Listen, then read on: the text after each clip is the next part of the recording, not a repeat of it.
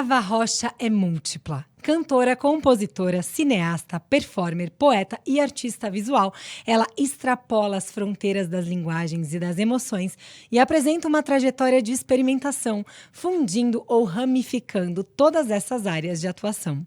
Criada entre o Brasil e a Colômbia, Ava é filha do cineasta Glauber Rocha, um dos maiores nomes da história do cinema brasileiro, reverenciado como um gênio revolucionário e um dos fundadores do movimento de vanguarda Cinema Novo.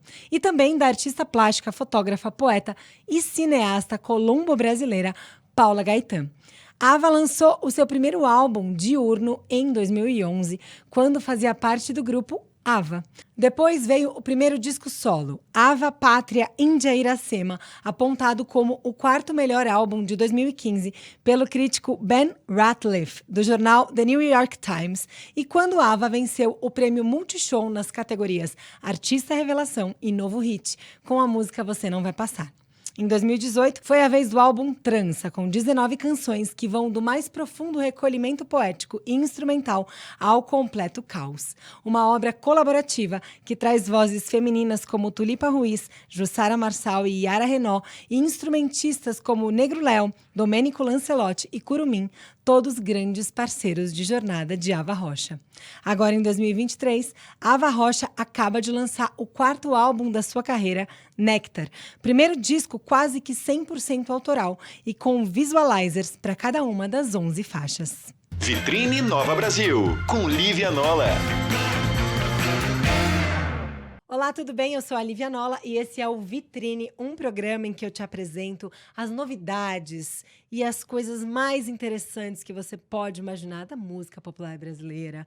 Nomes da nossa cena contemporânea que dão o que falar. E que se você que gosta de música ainda não conhece, precisa conhecer. E hoje eu tenho o imenso prazer de receber aqui no Vitrine essa artista múltipla, porque ela é cantora, compositora, performer, cineasta, poetisa, poeta. Ava Rocha, que prazer te receber. Bem-vinda ao Vitrine.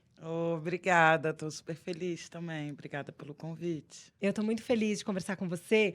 Eu queria começar falando porque sobre o seu novo álbum. A gente tem muita coisa para falar, é uma carreira muito longa. Eu falo aqui que no Vitrine a gente fala dos nomes, né, novos nomes que estão surgindo, mas você tem uma carreira que ela já tem uma história muito longa e, ao mesmo tempo, é super contemporânea, né? Então, eu vou tentar passar por toda a sua carreira, porque, além de cantora e compositora, você também tem um trabalho muito forte no cinema, nas artes visuais também, né? Então, acho que a gente pode falar sobre tudo isso, só que a gente vai focar no Néctar, que foi o seu lançamento mais recente desse ano, seu álbum, que é o quarto álbum da sua carreira, mas, na verdade, o primeiro foi meio que como banda, né? Você começou como Ava, mas banda, não solo. Foi isso? Então, você considera o quarto ou o terceiro, o quarto álbum? Para mim é o quarto álbum, né? Mas quando fazem essa divisão, às vezes, né? Às vezes tem gente que acha que é o É o terceiro, terceiro. mas é o quarto álbum, né? É o quarto Eu álbum, não faço essa separação, distinção. essa distinção. Até porque o primeiro já era Ava e já estava você ali, super com a sua identidade. Isso. Mas eu queria falar um pouco de Néctar, porque lendo a divulgação, o release, tem uma frase do Caetano falando sobre você e a sua voz, que ele te compara com Bethânia, Ângela Rorô, Nana Caymmi e Simone, e fala que você é, entre elas, quem possui o grave mais doce.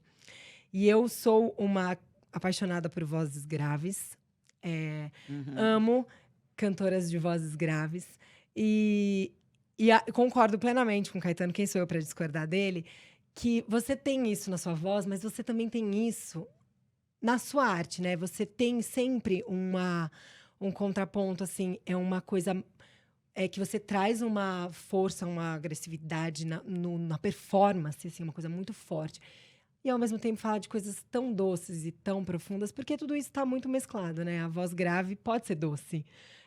Então, eu achei muito lindo ele falar isso. E eu queria falar que você contasse um pouco, para quem não conhece tanto da sua história, do seu início ali, quando você lançou o primeiro álbum, que é 2008. Ou não, 8 é quando começou a banda, mas foi 2011. 2011 que foi o primeiro solo, né? O primeiro álbum que não é solo, que é com a Ava. Queria que você contasse um pouco da sua trajetória, para quem não te conhece. Antes, assim, como você chegou na música? Você nasceu na arte, né? Exato. Eu tenho, assim, antes de chegar na música, eu me dedicava ao cinema, trabalhava, estudei cinema, trabalhava nos curtas-metragens, nas produções, enfim, eu estava ali me iniciando nesse trabalho no cinema, cheguei a dirigir alguns curtas, né? Trabalhei em algumas produções, montei vários filmes, produzia. Enfim, a minha formação ela é cinematográfica e o meu sonho sempre foi fazer cinema, na verdade. Mas eu sempre cantei, né? E fazendo cinema, eu também comecei a desenvolver o meu lado musical, compondo para filmes, fazendo edição sonora, porque eu tinha um sonho de cantar, mas era um sonho muito abstrato.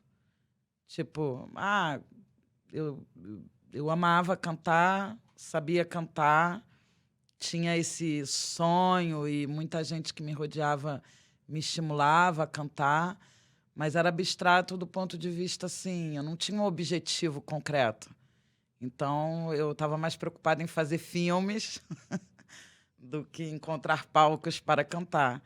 Mas a vida foi me levando, assim, aconteciam coisas inusitadas, assim, de amigos músicos que eu tinha que me levavam para o palco. O Tata Aeroplano uma vez me levou para cantar, o China me levou para cantar no show do Del Rey. E eu era muito tímida, mas eu subia, cantava e estava nesse processo, fazendo músicas nos filmes e tudo, quando eu fui trabalhar no Teatro Oficina para filmar Os Sertões, que estava em cartaz. E o Zé Celso, então, quando me ouviu cantar, disse que eu tinha que cantar, perguntou se eu queria. Eu queria, de fato, mas eu acho que eu queria, assim, meio que se caísse, assim, uma situação. E aconteceu. E aconteceu, e dali, depois de atravessar ali o Teatro Oficina, assim, de ter uma experiência cênica, né, num ambiente que, para mim, mais unia tudo isso, mais unia o cinema, a música, o teatro, do que separava. De certa forma, eu entendi ali que eu também podia fazer tudo, que uma coisa não era a negação da outra, sabe? Bem, depois dessa experiência, eu realmente resolvi fazer música, até porque eu já vinha compondo também. Quando eu falo abstrato, não é que eu não criava, eu criava, mas eu não via um destino profissional para mim, né? Ah, tava Mas mais ali pra aí, você. Você estava criando, mas não estava colocando pro mundo é, exatamente em forma de canção. eu tinha mais um objetivo, assim, intuitivo, da Tá. criação espontânea, do que um projeto, né, de lançar um disco. Dali eu estava aqui em São Paulo na época, eu resolvi voltar para o Rio de Janeiro e montei a minha primeira banda, que é essa banda chamada Ava, porque o processo foi assim, eu nem sabia o que que era banda, o que que não era banda, mas eu sabia o que que era canção, no seu sentido mais profundo, assim, eu não organizei muito bem nada disso.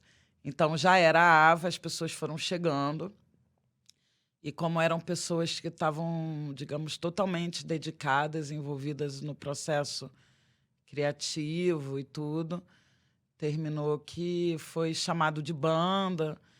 E depois, quando eu lancei o Ava Pátria em Iracema, já eu era solo, mas a verdade é que eu nunca estive realmente sozinha ou, né, A ou música se faz em totalmente. conjunto, né? É, É a ou arte. Exato, ou totalmente em coletivo no sentido das próprias responsabilidades de se tocar uma carreira, né? Uhum. Então, eu sinto que eu não sou nem banda, nem solo, mas somos um coletivo em movimento criativo, né? Dentro desse mercado, dentro desse campo. E você une muito todas essas suas áreas de atuação, que você falou, elas se complementam, elas se vou usar o nome do seu álbum já, é uma trança mesmo, né? Você vai mesclando essas artes. Realmente elas não precisam estar separadas. Muita gente fala, a gente pra gente ser bom em tem que fazer uma coisa só. E você consegue abrir esse leque e ir entrelaçando as coisas que você faz. O Diurno, que é o primeiro álbum, veio em seguida um álbum com o seu nome, que é o seu nome completo não, né? Porque não tem o Rocha, mas é Ava, Pátria, Índia e Iracema. É o nome Isso. do segundo álbum. E o sobrenome é Gaetan, que é da minha mãe, Paula Gaetan, e o Rocha do meu pai, Glauber Rocha. E seus pais, a gente chegou agora para falar, mas para quem não sabe, você é filha de Glauber Rocha, um grande cineasta, de Paula Gaetan, que é uma grande cineasta, que está aqui hoje, inclusive, com a gente, mas também 2 artistas gigantes, né? Você já estava ali, então, no cinema, desde que você nasceu, talvez não precisasse ter ido para esse caminho, mas foi o caminho que você foi se direcionando, e a arte sempre esteve muito com você, né? E a sua mãe, ela é franco-colombiana, é isso? Na verdade, ela é não. colombiana. Tem uma confusão, porque ela nasceu em Paris, de fato. Nasceu em Paris, mas já foi para Colômbia. O pai colombiano, a mãe brasileira. Então, ela é colombo-brasileira, né? Como eu. Brasileira, como você. É. E você traz, por isso, né, você traz muito o espanhol também, né, para as suas canções, porque é a sua língua também. Eu vi você contando que você fez versões em espanhol do disco da Cel, do Tropics. Foi, são você tem 4 canções... músicas, eu acho, que ela me pediu. E tem isso. canções em espanhol também na sua... E você traz muito essa coisa sobre pátria e sobre as suas duas pátrias, né? O Brasil e a Colômbia na sua música também, né? Esse último álbum tem muito de latinidades que somos, né? E você traz muita latinidade, traz muito uma visita ao passado, mas sempre trazendo um futurismo, um contemporâneo ali, né? Você tá muito nesses 2 lugares, porque é o que o artista faz, né? A gente bebe de uma fonte, porque é o que eu falei, você é filha de Paula Gaetan, de Glauber Rocha, bebe de uma fonte, mas traz a sua identidade também.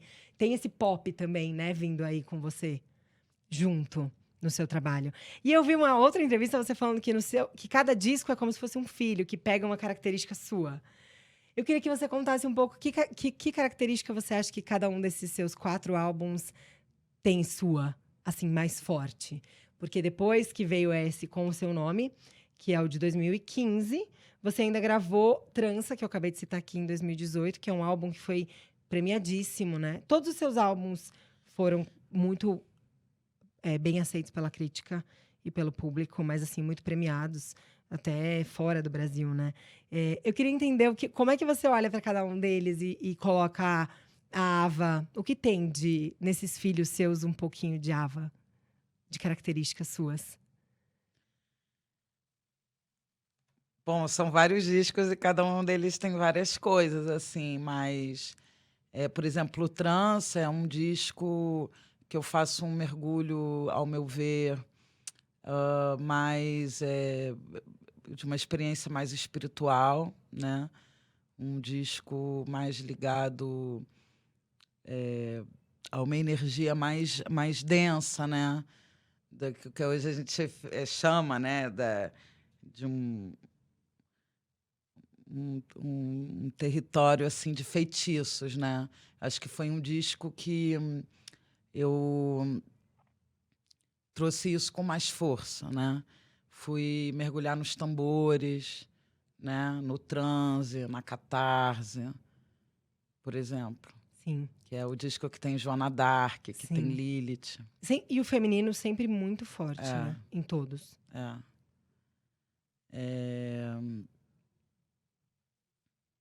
O Ava Pátria de Iracema é um disco que eu vou ali, me entrego, eu acho, pela primeira vez dentro de um tipo de canção, né, que eu ainda não tinha feito no Diurno, no sentido de uma maturidade maior, né, de se compreender o que é a canção, né? Eu acho que é um disco que está mais alinhado também às minhas raízes tropicalistas, tudo mais.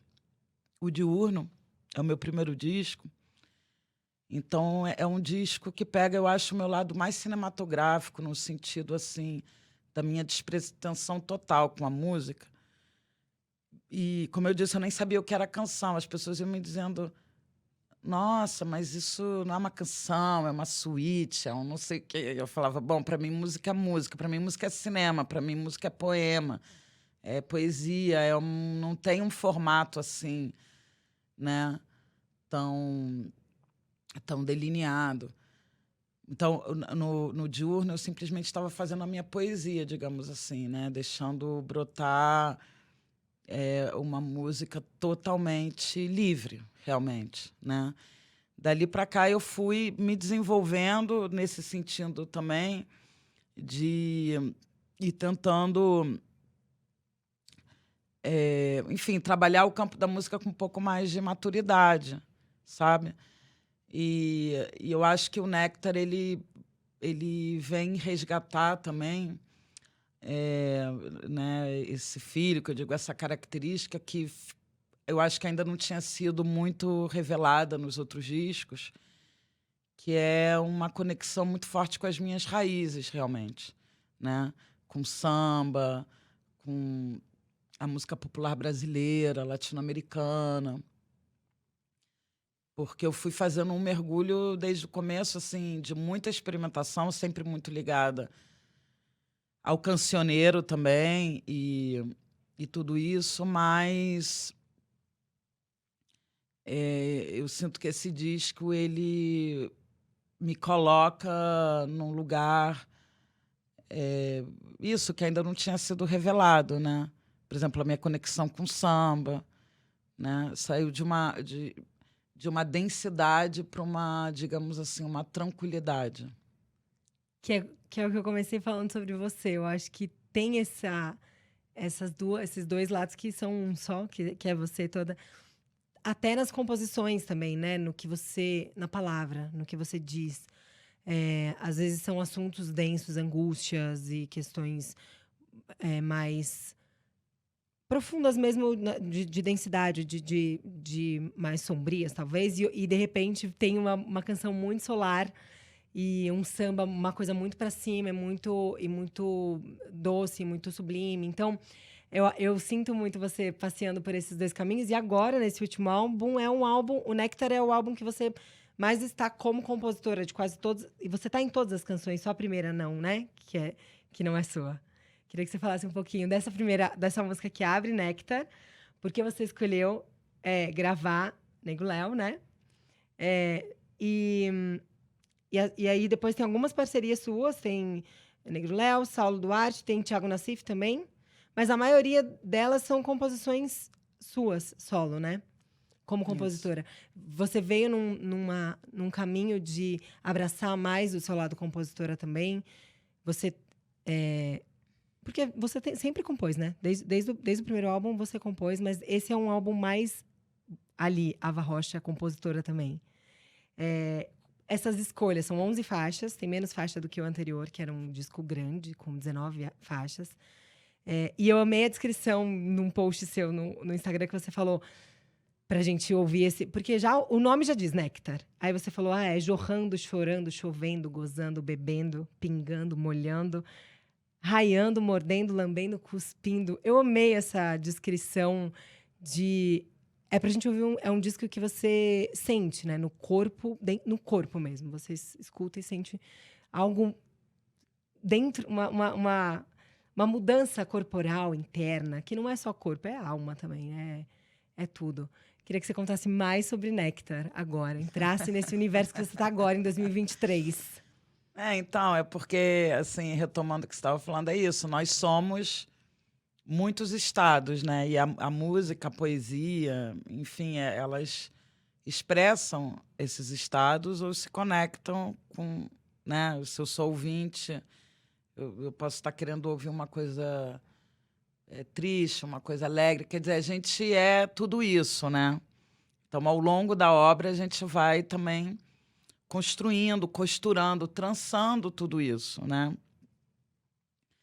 E quando eu comecei, eu tinha algumas músicas, eu vinha compondo, mas ao longo da minha trajetória, eu fui me desenvolvendo realmente, amadurecendo, acredito eu, como compositora, colaborando com inúmeros artistas, né? sendo gravada por outros, pela Tulipa Ruiz, pela Ana Frango Elétrico, pela Fafá de Belém, pelo Jardim de Macalé, não só sendo gravada, mas né, fazendo parcerias com eles e inúmeros outros artistas,